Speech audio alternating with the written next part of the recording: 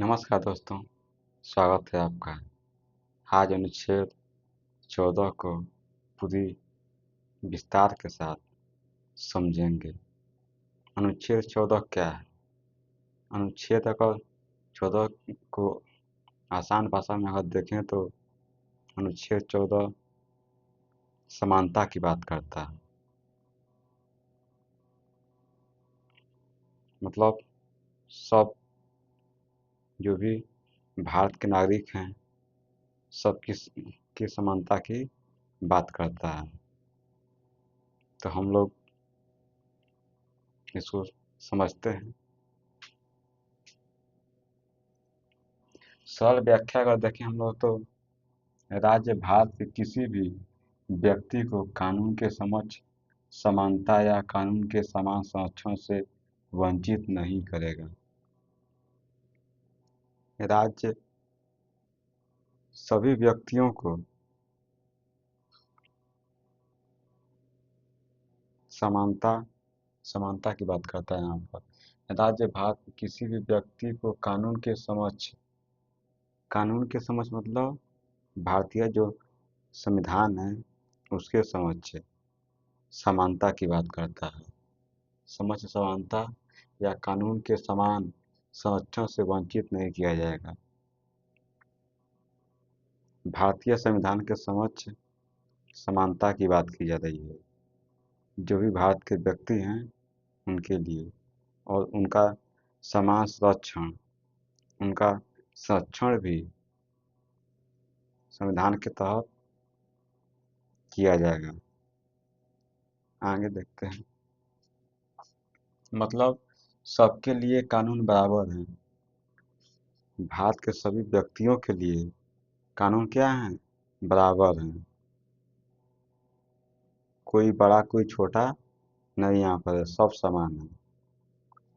अगली बात आती है, हर व्यक्ति को एक समान सुरक्षा मिलेगी। भारत के कोई भी व्यक्ति हैं, सभी व्यक्तियों को एक समान सुरक्षा मिलेगी, चाहे वह गरीब हो या अमीर हो। वह व्यक्ति चाहे गरीब हो चाहे अमीर हो, या कोई भी पुरुष हो या महिला हो, सबको एक समान की इनकी बात की जा रही है। यहाँ पर सबको समानता के तहत रखा जाएगा। आगे देखते हैं। कानून के समक्ष समानता, सभी व्यक्ति कानून की नज़र में बराबर हैं। भारत के कोई भी व्यक्ति हैं वह क्या हैं? कानून की नज़र में वह बराबर हैं। वह किसी के साथ कानून कोई भी भेदभाव नहीं करेगा। सबको समानता की बात की जा रही है। चाहे कोई, कहते हैं ना कि राजा हो या रंक, सब वैसे बराबर हैं। चाहे एक देख सकते हैं कोई रिक्शा वाला हो या फिर कोई अमीर व्यक्ति हो। जैसे अंबानी अडानी कर सकते हैं और एक रिक्शा वाला, सबका अधिकार बराबर है। नहीं कि रिक्शा वाला का अधिकार कम है और अंबानी और अडानी का अधिकार ज़्यादा है, ऐसा नहीं है। अधिकार सबका क्या है? बराबर है। इतना समझ गए होंगे। आगे देखते हैं। कानून का समान संरक्षण, एक जैसा हालत में सभी को कानून से एक जैसा व्यवहार मिलेगा।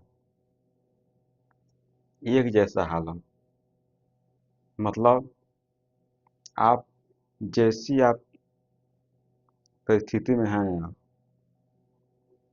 जो भी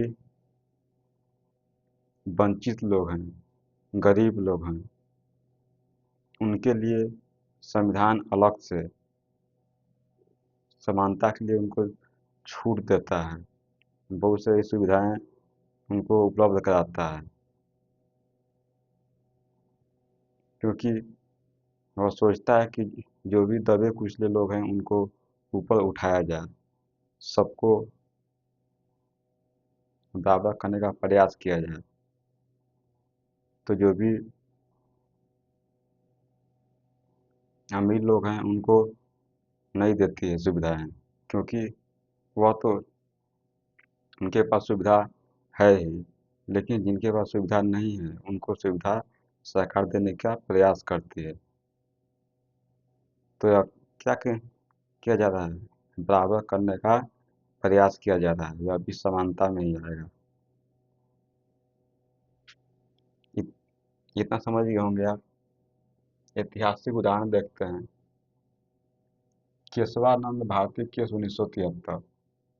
केशवानंद भारती केस 1973 में जो फैसला आया उसमें संविधान को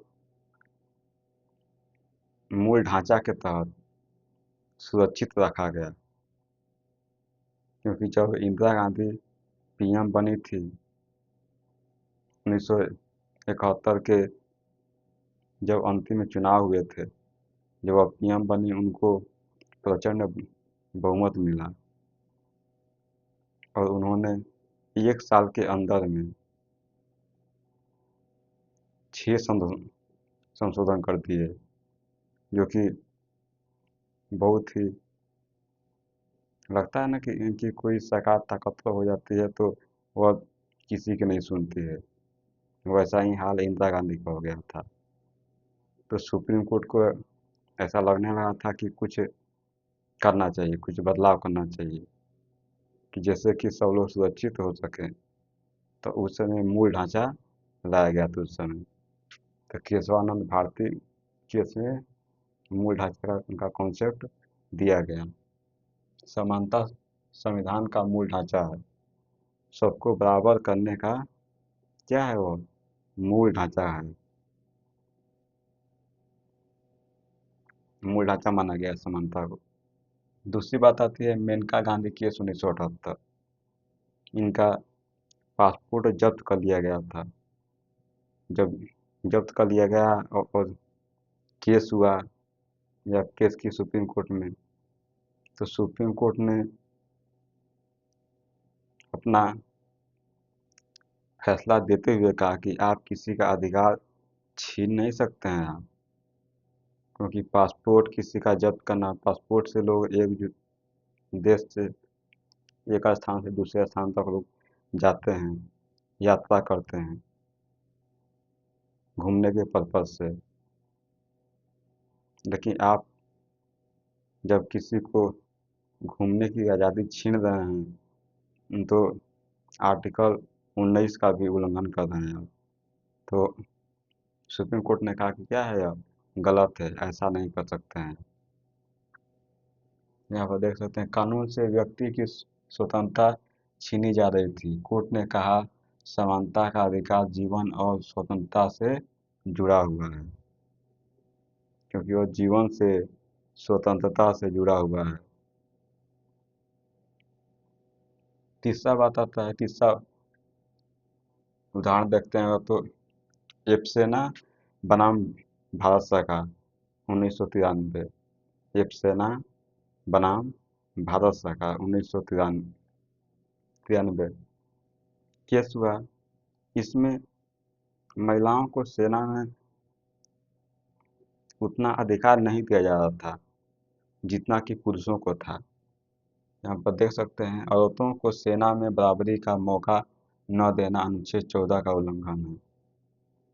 तो पहले महिलाओं को सेना में उतना अधिकार नहीं दिया जा रहा था, बड़े बड़े पदों पर नियुक्त नहीं किया जा रहा था, लोग महिलाओं को कमज़ोर समझते थे। लेकिन अगर इस समय बात की जाए तो भारत पाकिस्तान का जो भी सिंदूर ऑपरेशन हुआ था इस समय 2025 में, इस समय सूफिया कुरैशी सूफिया कुरैशी ने सारी कमान संभाली थी वो, और उन्होंने दिखा दिया कि कोई भी महिला किसी से कम नहीं है, और पाकिस्तान के बहुत सारे ठिकानों पर हमले किए गए। तो इससे लोगों को सीखना चाहिए कि महिलाएं किसी से कम नहीं हैं।